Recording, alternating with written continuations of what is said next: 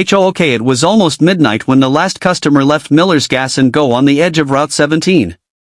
The fluorescent lights buzzed, the wind howled outside, and 19-year-old Emily was just minutes away from locking up and heading home. But what she didn't know was that trouble was about to walk through that glass door. And what they didn't know was that a group of bikers, the same ones everyone in town feared, were still sitting quietly in the diner corner, finishing their coffee, and they weren't about to let kindness go unnoticed that night. Hey everyone, welcome back to your channel name, where we share real and inspiring stories that remind us there's still good left in this world. If you believe kindness can change lives, make sure to subscribe, like, and comment below with your thoughts after the story. Now, let's get into this one. It's a story about courage, compassion, and the kind of protection that comes from unexpected hearts. The night had been long. Emily had been on her feet for nearly 9 hours, ringing up customers, refilling coffee pots, and sweeping up crumbs from the convenience store floor. She was tired but proud. She'd only been working there for a few months, trying to save up for community college. Her mom always said, hard work never goes unseen. As she turned the key in the register, the bell above the door jingled. She frowned. It was 11:58 p.m. She was just about to flip the open sign to closed. 3 young men walked in aloud, laughing, the smell of smoke and beer trailing behind them. Emily forced a polite smile.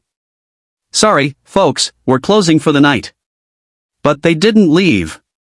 One of them, tall with a leather jacket and unsteady steps, leaned on the counter. Come on, sweetheart, he slurred. We just need some smokes. You can ring us up real quick, right? Emily hesitated. Something about their tone made her uneasy. I'm sorry, she said softly. I already shut down the register. The store's closed. The laughter stopped. The tall one's smile faded.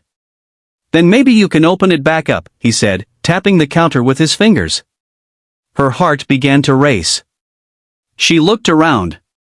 The store felt too quiet. She didn't see anyone else. She thought the last customers had gone. But in the far corner of the small diner area, behind a half wall, 4 men in leather jackets were still there. They weren't just any men. They were from the local biker group, the Iron Saints. Big beards, worn jackets, tattoos that told stories of long roads and hard lives. People whispered about them. Some said they were dangerous.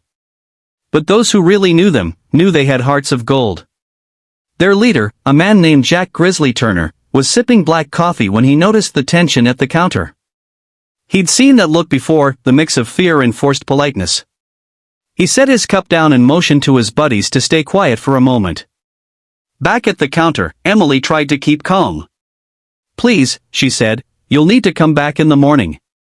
The tall man's friend stepped closer, smirking. What's the rush, doll? Scared of a few customers? Emily's hand trembled as she reached for her phone behind the counter. That's when a low, gravelly voice broke the silence. Everything all right here, miss? Emily turned around. Standing a few feet away was Grizzly, his massive frame filling the aisle. His denim vest showed patches and faded logos, his beard streaked with gray, his eyes calm but sharp. Behind him stood the rest of his crew: Mac, Diesel, and Bones. The 3 young men froze. The tall one gave a shaky laugh. We were just talking to the lady, man. No big deal. Grizzly stepped closer, his boots heavy on the tile. Sure didn't sound like talking. He looked at Emily. You okay? She nodded, her eyes wide with relief. Yes, sir. Thank you. Grizzly turned back to the men. You heard her. Store's closed. Time to go. For a second, no one moved. Then one of the thugs muttered something under his breath, something he shouldn't have. Grizzly's crew took one step forward, and the air shifted. The 3 men suddenly decided it wasn't worth it. They backed away, mumbling excuses, and stumbled out into the cold night. The bell on the door jingled again, and then silence. Emily exhaled, realizing her hands were still shaking. Thank you, she whispered. I didn't know anyone was still here. Grizzly gave her a gentle smile, the kind that softened his rough features. You handled yourself just fine. But no one should have to stand alone like that. She smiled weakly. People say you guys are trouble, she admitted. But, you just saved me. He chuckled. Yeah, people say a lot of things. Truth is, we just look meaner than we are. Mac, the youngest of the crew, leaned on the counter and grinned. You make a good cup of coffee, though. That's reason enough to stick around. Emily laughed for the first time that night.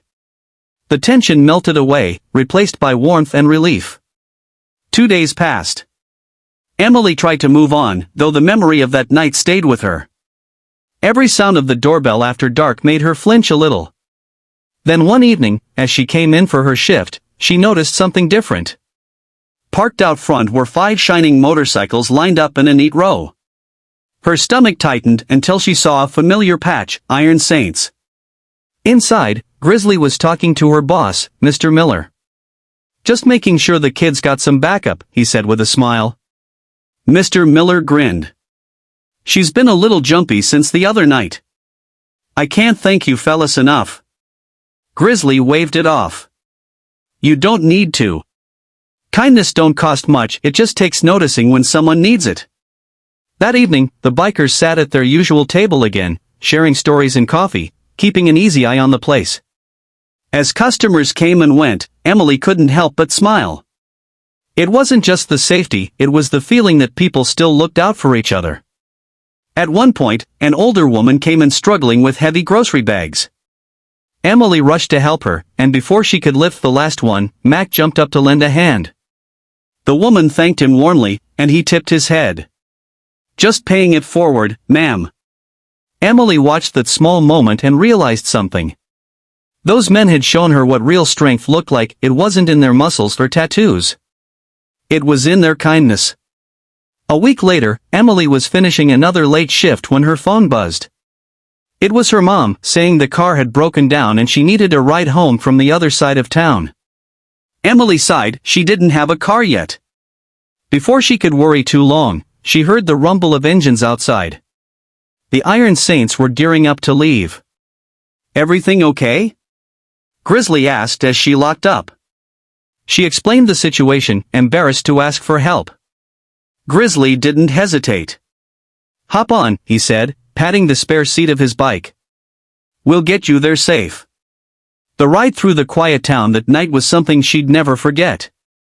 The stars above, the roar of the engines, the wind whipping past, it felt like safety, like family. When they pulled up to her house, her mom stepped outside, eyes wide at the sight of the bikers. Grizzly tipped his hat. Your girl's got guts, he said kindly. You raised her right. Her mom smiled, tearing up a little. Thank you for looking out for her. He just nodded. Any decent person would. Months passed, and Emily went on to start her college classes. But every Friday night, she still stopped by the diner to pour coffee for her biker friends. They'd share stories, laugh about life, and remind her that kindness comes in all shapes and jackets. One night she told them, you know, I used to think kindness was just smiling or being polite. But you taught me it's also about standing up for someone even when it's not your problem. Grizzly smiled. That's the thing, kid. It's always our problem when someone's hurting. That's what makes a community. She nodded, her heart full. The same store lights flickered softly overhead, but everything felt different now, safer, warmer. Outside, the motorcycles gleamed under the streetlight, like silent guardians of the night. And from that day on, every time someone in town passed by the Gas and Go and saw those bikes parked out front, they didn't feel fear anymore. They felt peace. Because kindness, once shown, doesn't fade, it spreads. If this story touched your heart, don't forget to like, subscribe, and share it with someone who believes in the power of kindness. This is your channel name, reminding you, even in the darkest nights, good people still stand guard. Be kind. Always.